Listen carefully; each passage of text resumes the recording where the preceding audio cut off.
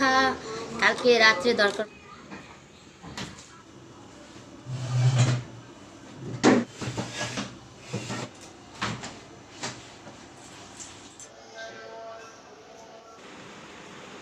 বিসমিল্লাহির রহমানির রহিম। আসসালামু আলাইকুম। কেমন আছেন সবাই? আমরা তো ভালো আছি আলহামদুলিল্লাহ।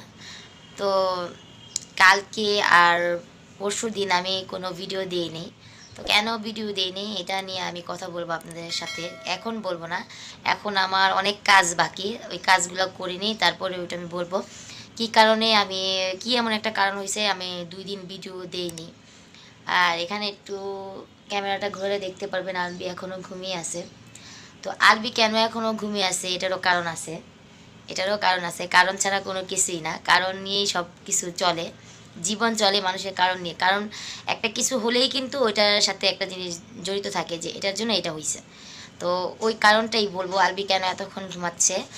আর আমাদের এখন কারেন্ট নেই, মানে এখন কারেন্ট চলে গেছে।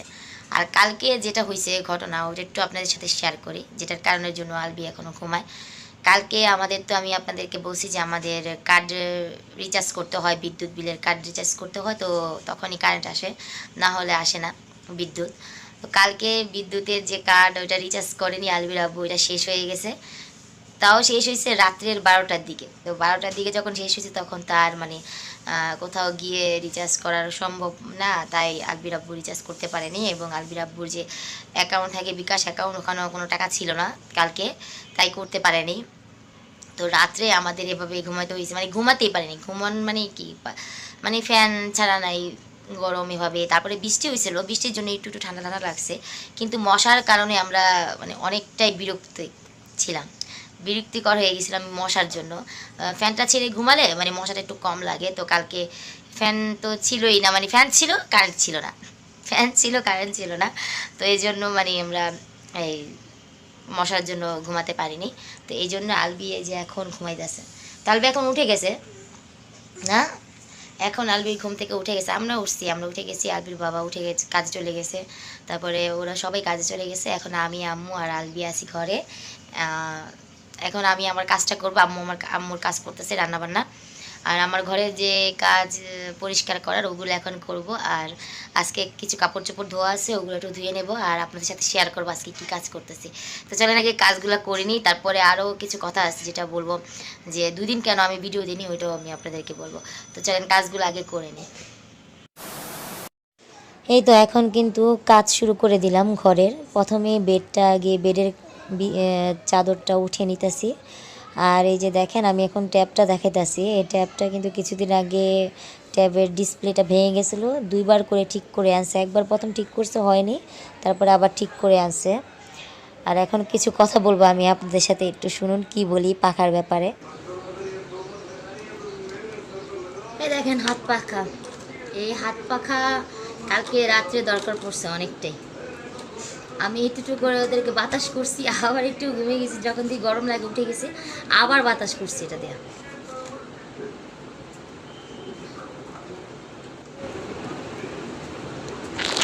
আগে একটা কাজ করি, আগে আমি ওয়াশিং মেশিনে কাপড়গুলো দিয়ে আসি, ওয়াশিং মেশিনে কাপড় দেওয়ার পর তারপর এসে ঘরটা ক্লিন করি। আগে ওয়াশিং মেশিনে কাপড়টা দিই।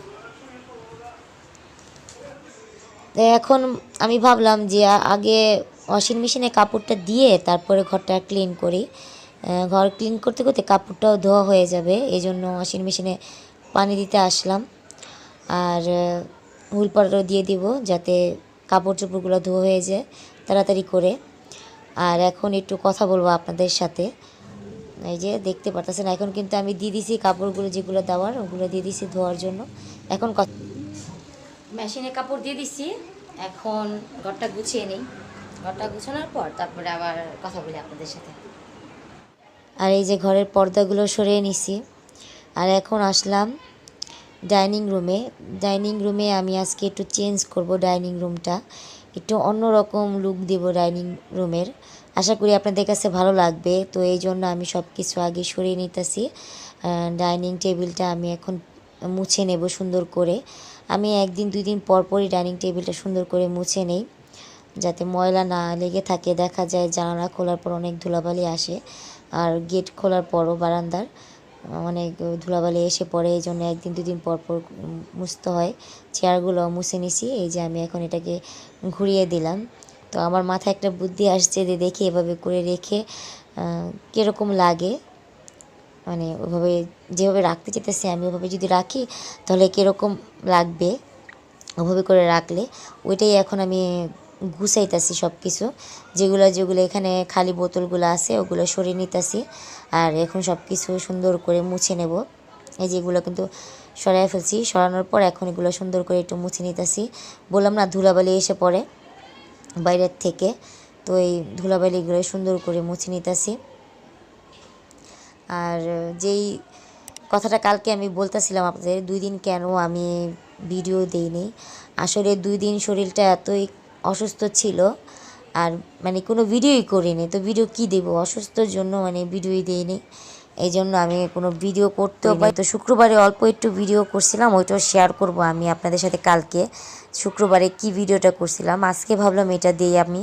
তো শুক্রবারটা কালকে আমি কালকের ভিডিওর সাথে জয়েন করে দিব একসাথে, যাতে আপনারা দেখতে পারেন কালকের ভিডিওটা, কারণ আজকের ভিডিওটা এইভাবেই অনেক বড় হয়ে গেছে এই জন্য। তো এই তো অসুস্থতার কারণেই আমি 2 দিন যাবৎ ভিডিও দিতে পারিনি। আর এখন দেখেন আমি এগুলো সুন্দর করে ক্লিন করে নিলাম, আর এই যে এখানে পর্দাটা সরিয়ে এই জায়গাটাও ঝেড়ে নিলাম, আর এই ঝাড়ু দিয়ে দিতেছি সুন্দরভাবে। সব কিছু মোছা হয়ে গেছে, জানালা জানালা সব কিছু মুছে নিছি। এখন শুধু এটা সুন্দর করে এখন সাজানোর পালা। তো আপনারা একটু দেখে বলবেন যে আমি যেভাবে সাজালাম আমার ডাইনিং রুমটা, তো আপনাদের কাছে কীরকম লাগলো অবশ্যই আমাকে কমেন্ট করে বলবেন। আর এখানে আমি ভাবলাম যে 3টা চেয়ার একসাথে রাখি, কারণ যখন খেতে বসবে এটা সরিয়ে সরিয়ে বসবে, তখন খাবারটা মানে সুন্দর করে খাবার খেতে পারবে সবাই। আর এই সাইডে রাখবো 2টা চেয়ার। বাইরে কে যেন চিলাচিলি করতেছে, তো আমি ভাবছি কেউ মনে হয় ডাকাটাকি করতেছে।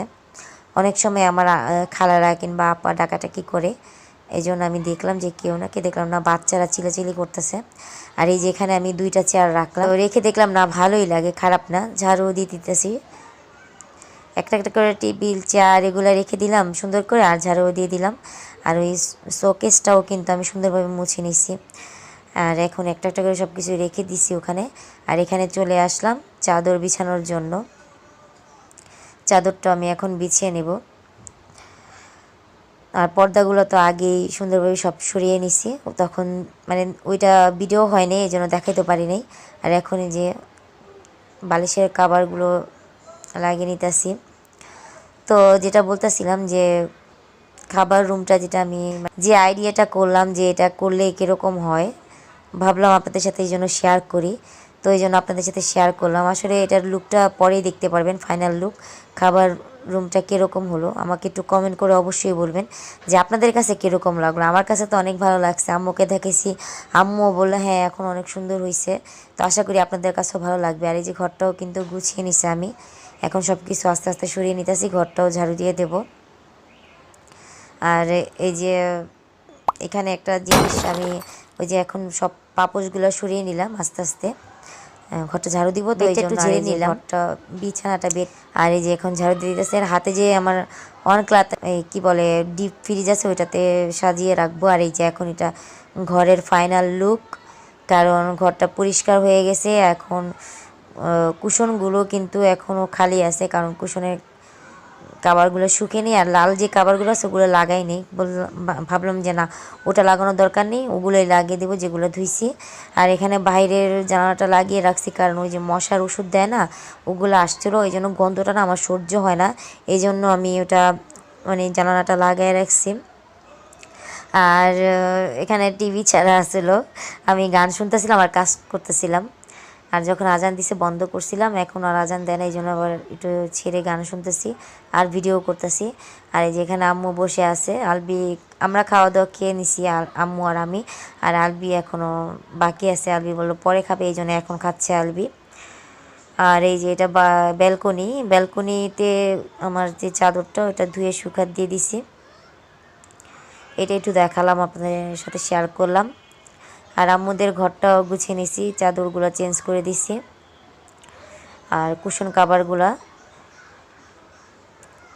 আর আম্মু বসে আলবির সাথে কথা বলতেছিল, আর আলবি কিন্তু খাবার খাচ্ছিল। আর এখানে যে একটু আম্মুদের জানালাদের দেখালাম বাহিরটা, বাচ্চারা অনেক চিলাচিলি করতেছে, নিচে খেলাধুলা করতেছে। এখনও আমি যে বয়স দিতেছি এখনও বাচ্চারা খেলাধুলা করতেছে, এখনও চিলাচিলি করতেছে। আর আম্মু মোনাজাত করতেছিল, আর কারণ নামাজ পড়ে উঠছিল কিছুক্ষণ আগে। আর এখন যে আলবি খিচুড়ি করছে আজকে আম্মু, আপনাদেরকে তো বলিনি, আজকে আম্মু পাতলা খিচুড়ি করছে, ওইটাই আমরা খাইছি, অনেক মজা লাগছে। আলবিও বললো অনেক মজা হয়েছে আম্মু, কিন্তু ঝাল, মানে ওর কাছে একটু ঝাল হলে বেশি ঝাল এটাই।